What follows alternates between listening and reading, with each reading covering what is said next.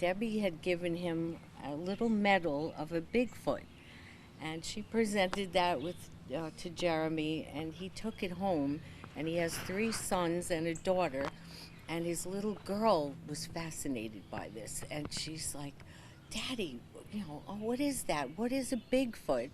And Jeremy said, I honestly don't know how to answer her, without frightening her too much, or the boys as well. So it just stuck in my mind, and Debbie and I discussed it, and we said, we really should write a book.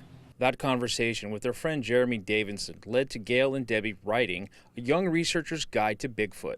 This children's book opens up a world of adventure in the quiet woods of upstate New York. I headed out in the woods along with some young adventurers as Gail explained to us what we should be looking for. This is called smudging, and we always do this before we enter the forest, and it's a cleansing ritual by the Native American, and it shows that we're respectful of the Sasquatch's area. We're going to look around on the ground for tracks, and then we're going to look for twisted, broken off branches, some high, some low, bent over arches. The boys set out with us using a parabolic mic, and at one point I heard one of them say they heard something.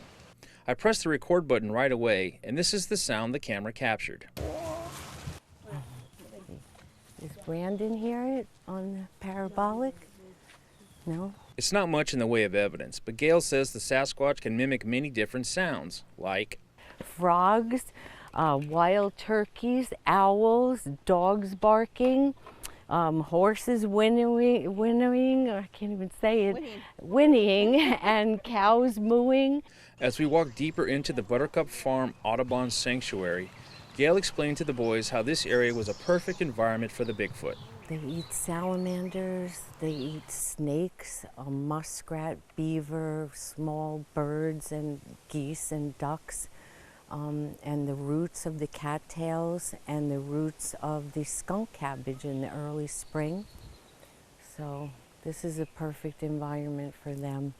Here in America, they use streams and large power line trails to move about and to communicate by pounding on the large metal towers. Some of the items a young researcher would want to bring along are a backpack, a small plastic bag with tweezers to collect hair, some plaster of Paris, and water for making foot molds of any tracks they might come across. The research guide also tells young explorers to bring a tape recorder, but most important is an HD camera. Okay, I'm going to put these on. These are our camera glasses made by Coleman, and these take video and audio. The guide also talks about the structures the Bigfoot will make in the woods and what these strange creations might mean.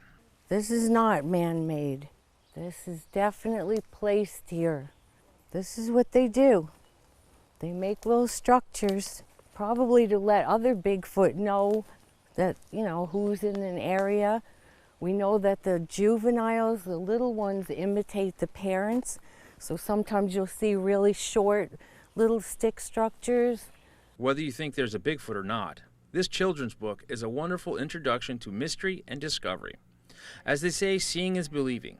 In the woods of eastern New York, Jeff Hunter, News 10, ABC.